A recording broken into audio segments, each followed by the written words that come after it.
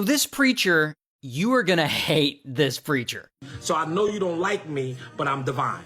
Now, his name is Lamor, and Lamor works as a mortgage broker. And one day in 2004, he decides he wants to be rich. So, how's he gonna get rich? Well, see, Lamor is dating a woman who works at a car dealership, and she has access to all the customers' credit reports and personal information. And so Lamor steals her work login info, and I guess on his own computer, he uses it to access all the customers' information. And then he takes out loans and lines of credit in these customers' names. He then takes that money and he uses it to buy himself nice cars, nice clothes, jewelry. He buys himself a motorcycle. Oh, and he doesn't just steal the identity of one or two people. He steals the identity of over 50 different people, and apparently takes out more than $2 million in loans. And of course, people eventually catch on and they report him, and bam, he gets arrested. Here's his mugshot. And so he spends 5 years in prison, and he never does anything else bad again ever in his life.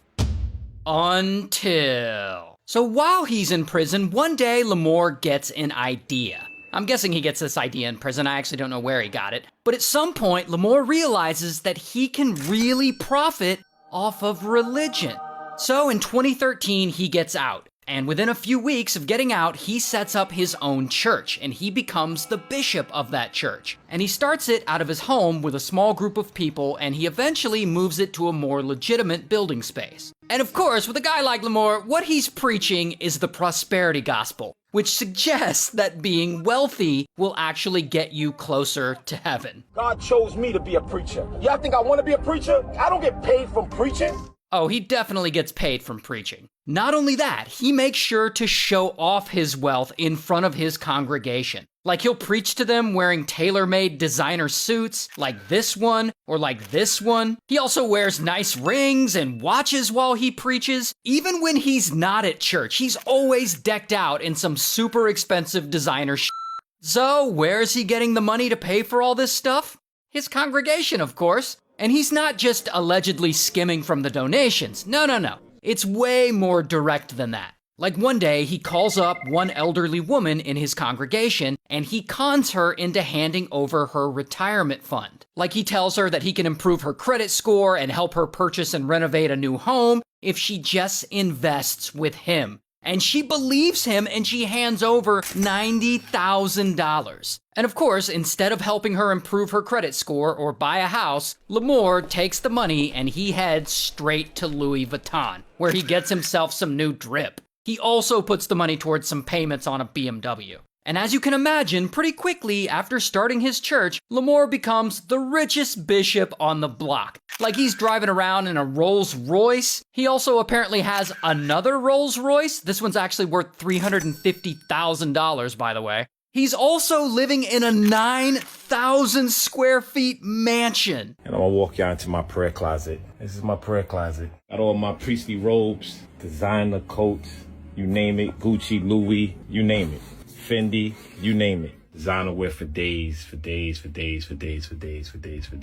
Not only that, he's getting kind of a JV celebrity status from all this, and people start calling him the Bling Bishop. And from there, his Instagram blows up to 1.3 million followers, and known people start affiliating with him. Like, here's footage of 50 Cent speaking at his church. Here he is apparently hanging out with Fat Joe. Here he is with Tracy Morgan. Here he is with Ja Rule. Here he is hanging out with New York City Mayor Eric Adams, who's another shady guy that we talked about in a previous video, if you remember. Okay, but then something kind of crazy happens. Something that starts to change everything. One day in 2022, he's up in front of his congregation, preaching or whatever. And that is when suddenly, boom, 3 men in masks bust into the building, and they have pew-pews. And Lamor is live streaming this sermon, so you can actually see the moment he realizes these men are there to rob him. How many of you have lost your faith because you saw somebody else die what you about to go through?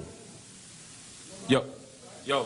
All right. And you can see him here laying down on the floor, and then you can see these men come up and rob him. And they apparently steal $1 million worth of jewelry from the people there, including Lamor's watch and chain. His watch is a Rolex valued at $75,000. His chain is valued at $400,000. And he live streams afterwards and talks about all this. They took all of my wife's jewelry and took all of my jewelry, and then they left. And so like this story breaks and reporters are hitting him up and they're asking him if he's gonna wear less jewelry in church so that he's less likely to get robbed. Are you gonna wear less bling so you're less of a target?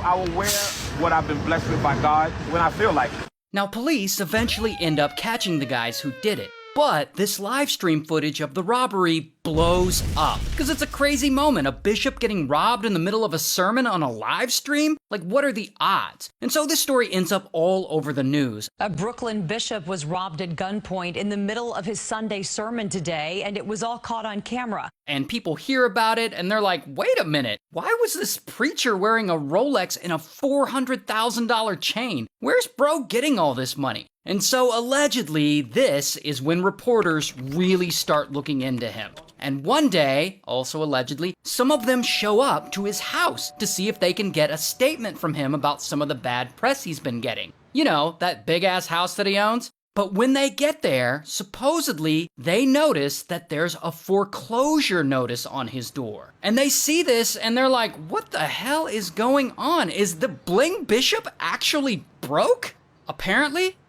Yes, he had been spending all this money on his lifestyle, and at some point he starts running into money problems. Like he's failing to make payments on those luxury cars that he got, he gets sued a couple of times over failing to make loan repayments, and so it seems like Lamor needs money real bad, and he starts getting pushy about getting it. And one day, he tries to target this guy, Brandon. And Brandon owns a local auto body repair shop. And I have no idea how these two guys know each other, but at some point, Lamor tries to get $5,000 from him. And he threatens to use force if he doesn't get it. So I guess he's like, I'll kick your ass if you don't give me $5,000. And if that isn't bad enough, then he tries to get Brandon to lend him $500,000. And in exchange, he promises to give him access to New York City Mayor Eric Adams. Told you that guy was shady. But Brandon is like, F all this, and he turns on him and he starts cooperating with the FBI. And the FBI sets up a whole sting operation and they get Brandon to wear a wire and meet up with Lamor. And so he meets up with Lamor. And Lamor swears to him that he has connections with Mayor Eric Adams and whatever business scam he's trying to get him into is gonna make them millionaires. And this whole conversation is recorded for the feds to hear. And eventually, after a long investigation, the feds find him and bam, they arrest him. Here's his mugshot. And he goes to trial and he's found guilty for wire fraud and a bunch of other stuff, and he's sentenced to 9 years in prison. Wow.